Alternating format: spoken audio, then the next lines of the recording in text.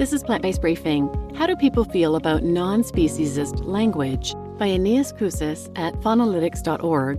And I'm your host, Marian Erickson. This is the Plant-Based Podcast where I curate, get permission, and narrate a variety of articles on plant-based and vegan topics in about 10 minutes or less every weekday.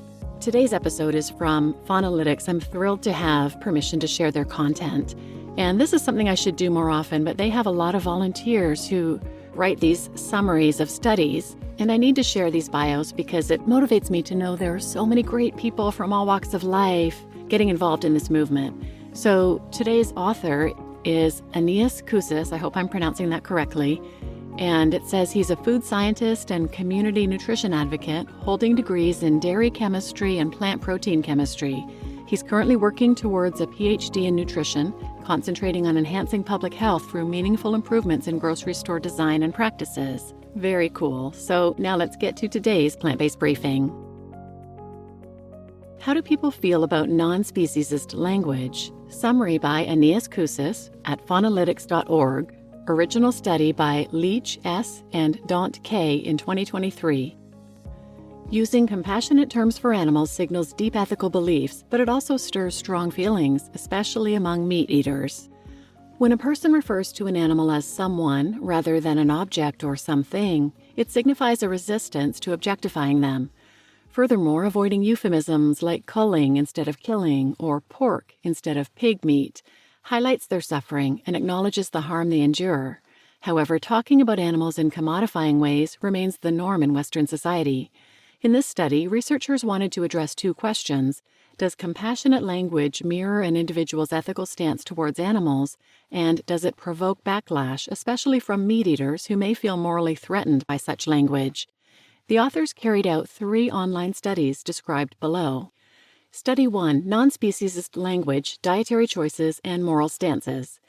In Study 1, the authors investigated how non-speciesist language use is perceived in terms of the speaker's dietary habits and ethical positions regarding animals.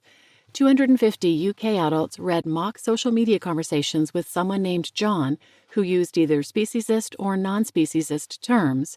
For example, the speciesist dialogue referred to pig meat as pork and an individual pig as it, while the non-speciesist dialogue instead used the term flesh and called the pig a she. After reading the content, participants were asked how likely it was that John was a vegetarian or vegan and whether he held speciesist beliefs. As the authors expected, participants were more inclined to believe John was a vegetarian or vegan and less likely to believe he held speciesist beliefs when he used non-speciesist language. This suggests that the choice to use non-speciesist language serves as a strong indicator of an individual's ethical commitment towards animals. Study 2, Social Consequences of Language.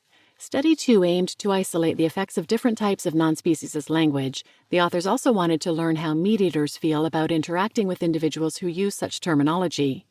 350 UK adults, mostly meat eaters, were shown a series of 3 social media conversations with Jamie, Ashley, and Alex, containing either speciesist or non-speciesist language. The language was categorized as one of the following: euphemisms, for example, alluding to killing animals as going through them in the speciesist version versus murdering them in the non-speciesist one. Dichotomized and essentialized categories, for example, defining animals by their use, such as food animals in the speciesist version versus calling them animals reared for food in the non-speciesist one. And objectification, for example, calling animals it in the speciesist version versus she in the non-speciesist one. Participants had to estimate the likelihood of the speaker being vegetarian or vegan and their likelihood of interacting with the person. Results indicated that meat eaters tended to classify someone as vegetarian or vegan if they used non-speciesist language. This was especially the case when someone avoided euphemisms such as meat in preference for words like flesh. Furthermore, meat eaters preferred to interact with individuals who adhered to speciesist language norms, especially those who avoided euphemisms. However, they were neutral towards those who personified versus objectified animals. These findings suggest that using non-speciesist language may cause social consequences, especially among those who eat animals. And Study 3, Social Impressions and Avoidance. Study 3 aimed to explore the judgments that people make about those who use non-speciesist language and how these judgments differ based on a person's diet. 485 UK meat eaters and 300 vegetarians and vegans were told they were being paired with another participant named John. They were then given a story written by John about his recent trip to a farm, using either speciesist or non-speciesist language. After reading, participants shared their impressions of John, if they thought he was a vegetarian or vegan, how compassionate or arrogant he seemed, and if they'd like to interact with him. A noticeable trend emerged among meat-eaters who were less interested in interacting with someone whose story contained non-speciesist language. Conversely, vegetarians and vegans displayed a more neutral stance on what type of language was used. Both meat-eaters and vegetarians and vegans felt that those using non-speciesist language seemed arrogant, yet meat-eaters felt this way more strongly. Meanwhile, meat-eaters felt those using non-speciesist language were less compassionate, while vegetarians and vegans felt the opposite, viewing them as more compassionate. For meat-eaters, perceiving someone as compassionate and arrogant made them less desirable to get to know. For vegetarians and vegans, perceiving someone as compassionate made them more desirable to interact with, but seeing them as arrogant made them less desirable. The authors argue that meat-eaters are being critical of those whose outspoken moral leanings make their own choices, i.e. eating and exploiting animals, seem inferior. This is called do-gooder derogation. From language to action. Many animal advocates work to change the way people think about and speak about animals.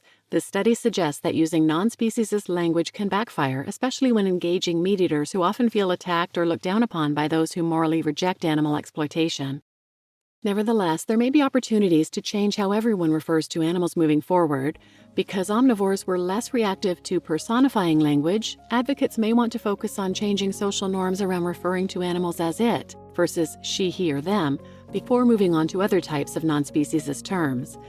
Ultimately, as with any campaign, it's important to know your audience before crafting the language and messages you use to reach them. You just listened to How Do People Feel About Non-Speciesist Language by Aeneas Koosis at phonalytics.org, and I'm your host, Marian Erickson.